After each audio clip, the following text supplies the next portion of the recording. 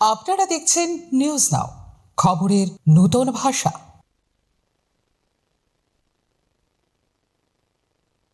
মহারাজা বীর বিক্রম কিশোর মানিকের ১১৮তম জন্মদিন উপলক্ষে গোমতী ট্রাস্টের উদ্যোগে রাজধানী আগরতলা স্বামী বিবেকানন্দ ময়দানে শুরু হয়েছে ৫ দিন ব্যাপী prize money football tournament.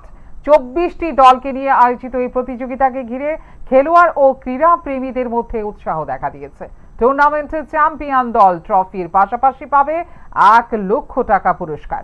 Runners up দলের জন্য রয়েছে ট্রফি সহ ৭০,০০০ টাকা। এছাড়াও প্রতিটি ম্যাচের সেরা খেলোয়াড়কে ২৫০০ টাকা করে পুরস্কৃত করা হবে। আগামী ৩১শে আগস্ট অনুষ্ঠিত হবে প্রতিযোগিতার ফাইনাল ম্যাচ। উদ্বোধনী অনুষ্ঠানে উপস্থিত ছিলেন সমাজসেবী প্রসেনজিৎ দেববর্মা, মঙ্গল দেববর্মা সহ গোমতী ট্রাস্টের কর্মকর্তারা।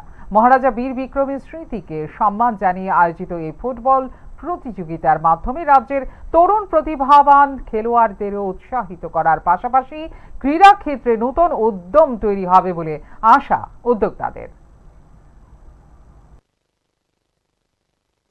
ট্রাস্টের উদ্যোগে আমরা আজকে ৫ দিন ব্যাপী ফুটবল নকআউট টুর্নামেন্ট শুরু করছি। এর বিশেষ উপলক্ষে হচ্ছে মহারাজা বীর বিক্রমের ১১৮তম জন্মবার্ষিকী উপলক্ষে আমাদের বিশেষ আয়োজন। কয়টা টিম এখানে অংশগ্রহণ করেছে? 2014 পার্টিসিপেট করছি।